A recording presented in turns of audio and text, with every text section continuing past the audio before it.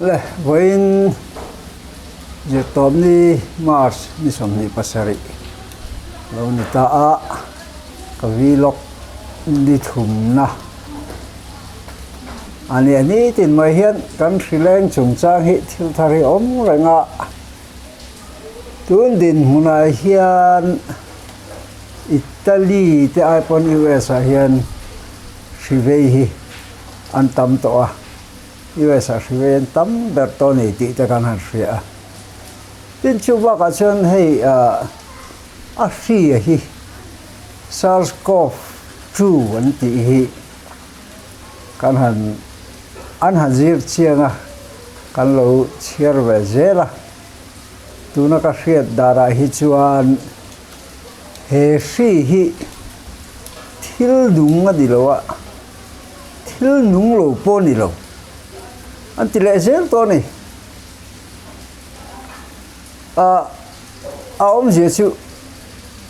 DNA hlang ania anti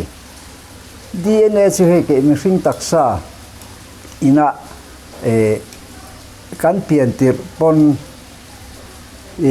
nu chi le pa chin polatrain mi hring heroin siam cho kan ta khan DNA kha hal ve ka kan DNA tang khan kan kut tur te kan ke tur te kan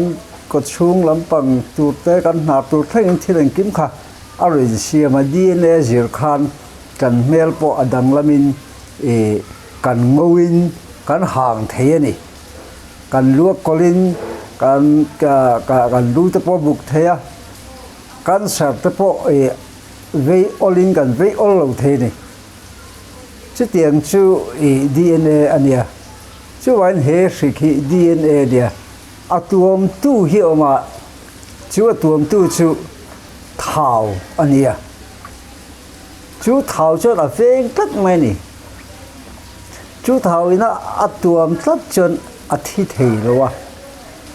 à mà chú khá thảo khá ôm lâu chuan khá thịt khá adara thi anh ta chú mi ôm gì chú thảo khá atuam tu là veng tu khá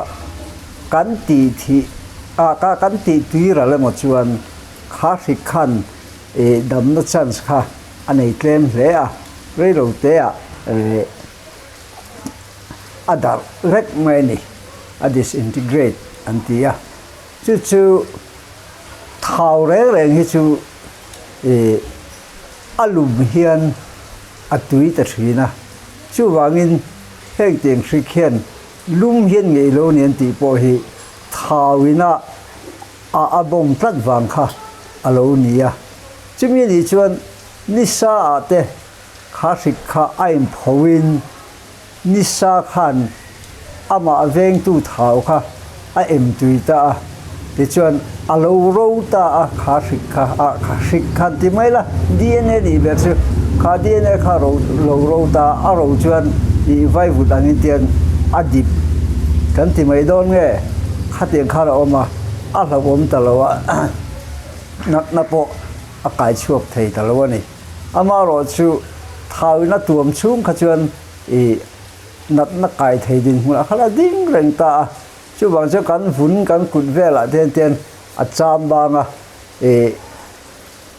hemi kan vun kar ne wa te hian a te thama chu bang chen a cham banga kut po hi second som ni tal sil turan ti na chan chu kha thau kha sa bon hian a cheve thei ni sa bon hian a chet khan kha sikha atang rei thei ta lo kan vuna a thau kha ra tibet ve tlat maya ma se thau kha sa bon ei che jon sikha tang rei thei lo ti chuan khami sa bon ni na a ei che chung tur kha second som ni tal hi ani lo jon a ei che man lo e ti te ani a chu wan kan kut kha second som ni tal kan sil khan tuin gan han peole khan kha sikha a len bo vek thei ta kan kut ta in sikha a filim thei di chu he sik om dan hi alo ni vele zela ni ti te kan han the thara chung te chu kan share ve chuwa tin hei to bin chu ka ong mun kan tha ka room chung thim deuh rep rupa a chung ka te hei varanda lama ka in sona theng thon wam khop maya wa in hini te po hei a sa tha a nimin lamte a mali te khachana kho kha dur khup deuh reng maya he SARS-CoV-2 ina anei zom tak mai khobot deuh chep chu kha ani deuh reng maya tuna po hian Australia ram tele South America hemi Southern Hemisphere kan ti aram te chu thasikain tran ve dona anni hian SARS-CoV hi alhuar chho veng ti hi launa alien hle a alhuar po hi alhuar tran ve dor mi o ti turin thil hi ai mun tran ve le mek ta ni chu tiang zel chu ania keini Northern Hemisphere la om te hi Afrikina Minkal San Kualum Chowa Minkal San Lai Khan Southern Hemisphere Masa takin na thil poi lo ju khoi vele thaya chu tiang chu ania kan khovelom dan hi hei tuna phechon voin ni tang hian Afrik luar hun hi ani dona in khung tu tan han te hi enge thu taka ding ani lo kala chian bik lo anga chu mi soi kan soi chong mai ania en police thu taka ni mo ni lo emo ka din khung ta thi chu apoi mo hri ni ti hi chu hriat a tha ni tin in khung na sei ta ka chu kan local task force lam te le kan district thu nei tu lam te hian enge mo dor hon chu sang hi chu mi phal sak se chu ka ti thrin khop maya dam doi dor le le phei chu hei aizola chen hospital country tele civil hospital apon country na chu in hong ning ka ria amar chu dam doi nei chikim to lo wa dam doi dor dang hi in honga om si lo chen dam doi ma ani dam doi ei lai nge he a jun thum te phei jun thum nei te phei chen tele bp sang nei te phei chen dam doi hi an ma mo ta re ka khatiang te kha an chat la kang ti a lo oma etiang ate hian eng tin mo sarkar cha ngai tu na asiam tu ra jo ka ngaya amaro chu ka hriat thei chin a hian re re maya manang tak tak ro manang ti po hi a lo oma chu ka soi du pakhat ania tin thil dang le a chuan hei kan tun lai ti hi tam tak choi lo en ve toin ka ringa TV a zone le LPS a po ron te chuak thina tuna kan englo nu ber kan episode nu ber hemi lockdown ron puan ma tun in rin nikal ta ko san foi tu ko san pathum atanga ai o pathum kan kom kha TV lama kan ti chuak thei talawa YouTube pa hang ron da ta ringota YouTube pa po hian eng mo sa chei lo en ten ka ringa kha tun lai ti kan ti thei ta lo chu ani hri a kan duangin amaro chu hemi YouTube kal tlang hian ka vlog ka daily vlog kal tlang te po hian eng te mo ti dan te po ngai tu la kan tia kan tun lai ti host le interview YouTuber ko so chu ka call di po hian wen chu karon tel venge atia amaro chu physicalin arong kal thei lawa phone adu zong aron soya miron thona chung te chu kan ngai tha anga heta aron soi hi karon comment vele du bok ani chibayule ei quarantine de kan tia lockdown te curfew te kan tia ken ka chon kan ning de to wa tin ni tin na ei chop jong tan te chuan ani long ba ka amon tha theya chuwang chuan hetiang hun hi kan lu te kan lu le pa kan pi le pu te kan lo tong ter ki ke tu tu ma zo kan en me nga he a example a ramboy literature ti te ka keng chua ka kan le ka bu pom tangin kan hai chok lo ka lo ma ramboy lai chan chin te kan en nuala a chuarin ken yai hlom te kan pi le pu kan lu zo kan lu le pa te kan lo tuara kan threbe ka sa ka zo so lo par ramboy kan curfew tak mai oma ti lai khan ke ni tu na kan tur rang ni lawin anh đi thấy cái số MNF này India si phải tên cả vài politics thì là thì anh đi si phải cả anh số đấy mẹ Garfield sẽ kia po được giả là cái po kan mi là tên lu ta anh chọn mẹ thế anh tên red shop tin trên cái đó bây giờ nên là thế anh còn sẽ mẹ chúng mi anh đều cho nên BRTF kan tiang chi tu ka anh ti te kan ka hun lai kan vai si phải mất một ban anh lo mình linh về phát triển là mà lama em mà đi xí lâu qua tu tiang số kan pi le pu te han anh lo tua ra sang rồi khóc mày anh đi bây giờ sẽ quý vào tua rồi mày complain nó tua ra một khá ông le lo pu lai human rights te thì lai số nên mà lo ông thằng qua chú vàng số nên cái này ai đi chọn tua ra cái này chú tu na chọn hay internet te mà social media training virtual ten kan công te tin WhatsApp te kan ke Facebook te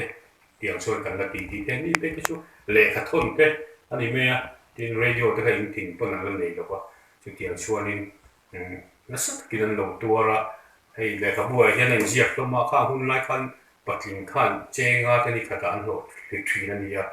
ni chon sa kha jo ko som sari ai zo la doctor in hong te po khan in en ti wan ni chenga te an la tin ka hun lai khan chini ke ji khat ka ru ni lo ko som sari chawla te po ni nga chini ke ji khat po ka cheng so te ni chu mi um ji chu ni le nga patling in ani do po khan ke ji khat chini ke ji khat man po kha al do palo ni chu tiang chu nei le bara an na sa me ma pa mi boi man khan mau ta ma lo po ka 1959 la te ta po suan nu pa ten ro ma te ba kha te lai nan kal chok thina ke ni chu tu na po ani lockdown pon ai tur kan in chu buk tur thok kha do ra te kan la muwa kan la puluk luk the lia chu wang suanin tun tuma hianin khang kan pi le pu kan nu le pa kan ro lu te na to na kha re ni la ani pon sel kin kham hun te kan tur sok the tun tuma ni som ni pakat lockdown ti vel te pe chu kan tan kan thang na tur kan tas hin na tur zo kan ni wang sel ta ka tur ka atrain ari no ma chu mi tur suan tuna kan sai hi sui toi te ka kan sai zok ania tin thu oi poi mo ko poi hei Italia te USA te country an ramazalen thang to me America te pei chu land of opportunity anti here ania chu tianga ramazalen le hei zon na ol sam ani ba mi pem kho ma an nu na zalen le tu ko wangin hei tun tuma po lockdown te po discipline le thei lawa Italia te po chu wa an lo mai tha wangin an to te me what true live ka an film line ni me ya ka kum som sri chuang lo ni to a thang thar te an zalen ni tu ka rualu za na chang te an lo dan le la ma ngai poi mo rualin ka tiang khanin it's my life tiang chi ang kha an nei na sa ta wangin ko kiran hara le la ma China te chu communist raman nia ei aron luar thut danga discipline thata ki ni ko kira ei tu na po an jiam chowa ke ni po chu tiang chuangin ei local task force le सरकार को तुते तुगन जो मकन को ते ट्रचुन हे corona virus सी रे लोते या kan filim thein kan khom tuar hi re lo te tan ke mani tan zo kan i the ni ti lai te ka tu tu ma hen kan se du lo kan ye ka lo me heta ron sayang hian dia ini po ai kan kum te polo po ve ta deo liang buai lai she phak curfew she phak han tia chen kan tel ve reng to maya a xem khop mai buai lai kha hetia kan buai to lo nu ram rau nuam ta ka ram to nu po hian han ngai chu le chang hi chen a the om zia kha a thei ngil thei thei lo wa ke phei chu buai tran te tak ka chem kum ret kum komi vel kalania ke in kang vara bak tong kan kau theng mai te phei kha chu a the om hi ka ti khop ma ka chan che hi chu alat naw dewa an pua a puak te kha ka ot ve khop ma puak rol ka di to bok si lo a the om khop mai anh po chu ni se khami buai lai chung kha kum som ni ngot ania high school te po kan rap chok man ve ka sarkar ma thing ka thop mana high school te middle school te kan kal lai te phei kha chen sai la ron ri hu hu a khoi lai a po mi la kan tlan ho chum mai ni bazar a thil lei lai po ni la school kal lai po ni la sai ri na rik to je kan tlan ho chum mai ina kan tom thap mai sipai khan la om em mai chu tiang deuh chuan tu na po hian kan oma Mizoram a hi chuan la hei kan in threp thiam tlanga kan police te po hian fel em state danga te chuan an police te hi an mol deuh ve nia phalna nei ngei te po anan phon don thila mu te don thila khang te po kan en sang du lo an vua an sei sa chu tiang chuan hemi online na thil zo tu te central sarkar point online hi chon lo eng lo la delivery boy te ran deliver na an tiang chi te po ang kal pui hlei thelo an buai khop mai police ho hi an in thil chiang lo niang ti te po a oma hei hi chu hei kan la tran don chaw lockdown hi ani thum na ni chaw ania ni som pariat kan la ma ba ka chu tiang vel chu ania kha mi chung kha chuan anh kim akal sopa ngai tu ra ngai la tu ma mi pui ru tram le om lu tu bin kalum man lo tu ra ngai la chu wang chuan pu phoi ron so yang deu hian I do sam ang a se om tak ang tu ma boi lai ka fiu am te kha chu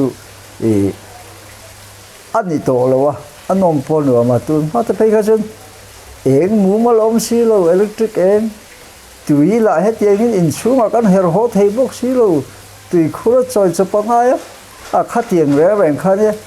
rồng bò đó lên ghé sao lộn rồi mấy cần xe mà thính cần tụi cần thính ở thầy lộ đều lấy phê chân mịt sen hiền cần xe mà mùi thiên hiền mịt xem thiên cái xe mà tịch khăn rồng bò đó có hạt hạt ta cái này chúng cần điện hồ này chân cần nuông sao đó chu wang chuan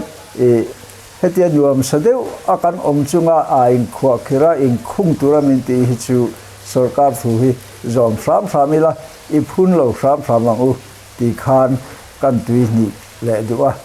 ti chuan eta desktop screen capture lama tangin enge ni phai lama chanchin thar te kan soi le don nia voina ka don ni lo hei chu the corona letter ti Times of India thoina ati chua nimina ka don nia voina ka don tu ri alo la thleng lo hei nimin pohen dar ni vela ron thleng chawa ke hian ka vlog hi dan tlar puin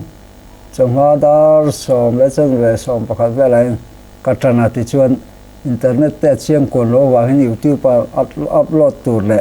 editing te han ti chung he array ve chu wa chang katan ma de hlek thina he corona letter hi aron thleng man thin lo wa chuan nimin corona letter a hian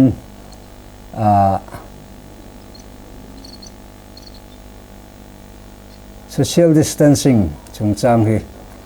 aron soya tun din huna hian India ram nitura kangai hei hi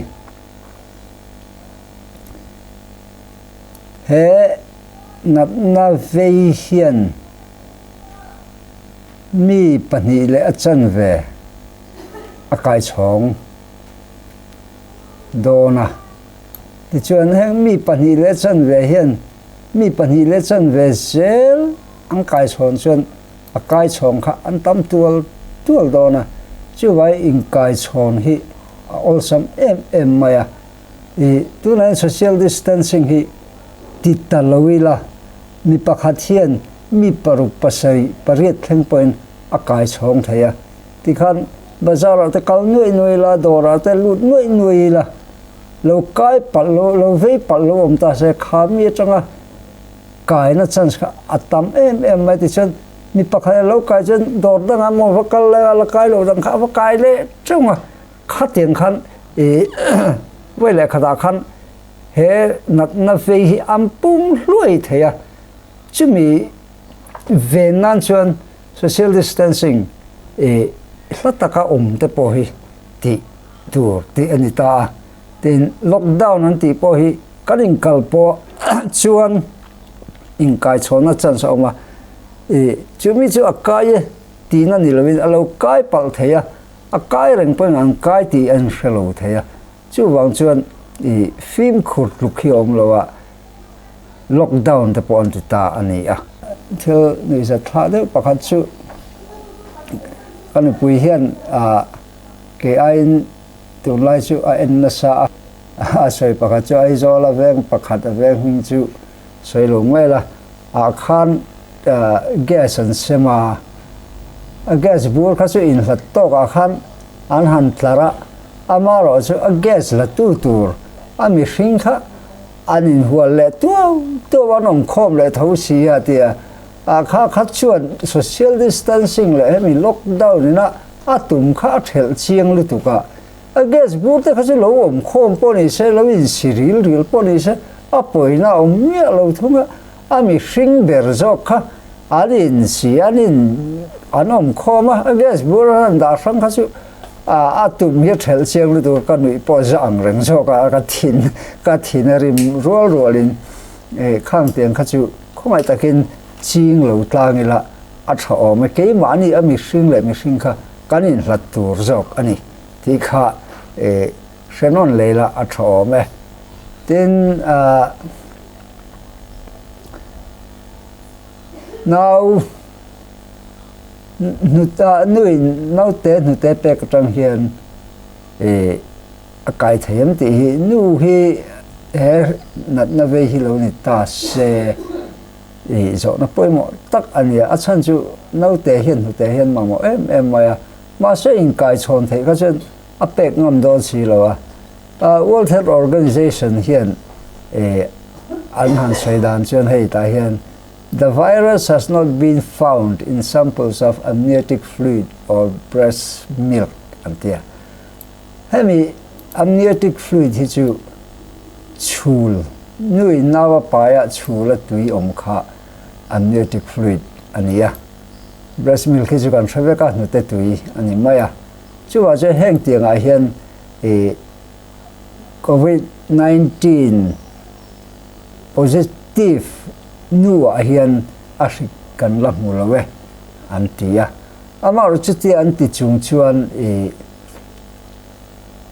guideline an la siam ngam lo wa